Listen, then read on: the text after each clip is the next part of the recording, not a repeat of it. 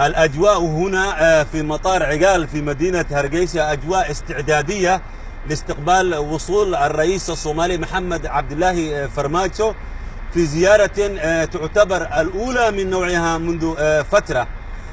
يتواجد في المطار الرئيس الصوماليلاندي موسى بيحي عبدي وعدد من أعضاء حكومته ورئيسي مجلس النواب والشيوخ للاستقبال.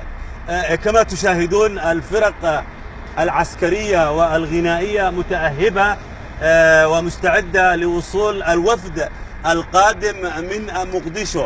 خارج المطار احتشد عدد كبير من الجماهير لمشاهدة هذا الحدث الذي لم يألفوه منذ أن انفصلت صوماليلاند عن الصومال في 1900 للميلاد. ومن المتوقع أن يبقى الرئيس الصومالي في مدينة هرقيسة 3 أيام كما هو معلن. عبد الملك علدون، الجزيرة، هرقيسة.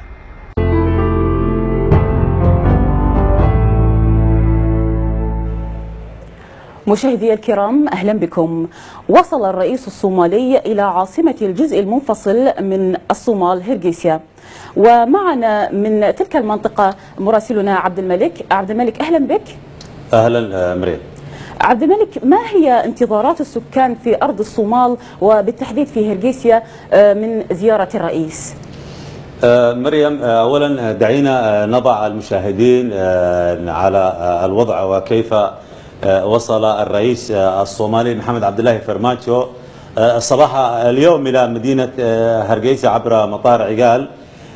تم استقباله هناك بحفاوة من قبل رئيس صوماليلاند موسى بيحي عبدي وعدد من أعضاء حكومته ورئيسي مجلس النواب والشيوخ. كذلك احتشد عدد كبير من الجماهير خارج المطار لرؤية ومشاهدة هذا الحدث الكبير الذي لم يألفوه منذ أن انفصل الشمال عن الجنوب في مطلع التسعينيات من القرن الماضي. المطالبات هنا كثيرة يا مريم، وأهم المطالب التي سوف يضعها الشعب الصوماليلاندي وقادته أمام الرئيس الصومالي هو الانفصال لا غيره. الشعب الصومالي لاندي مصرون على الانفصال، هم انفصلوا وأعلنوا انفصالهم في 18 من مايو سنة 1991 للميلاد، بعد حرب أهلية طاحنة. الآن الرئيس محمد عبد الله فرماجو والرئيس الصوماليلاندي موسى بيحي عبدي في اجتماع مغلق حول ماذا يناقشون لا ندري. بعض المصادر تقول. نعم عبد الملك، هل من المرتقب التوصل إلى تسوية بعد هذه الزيارة؟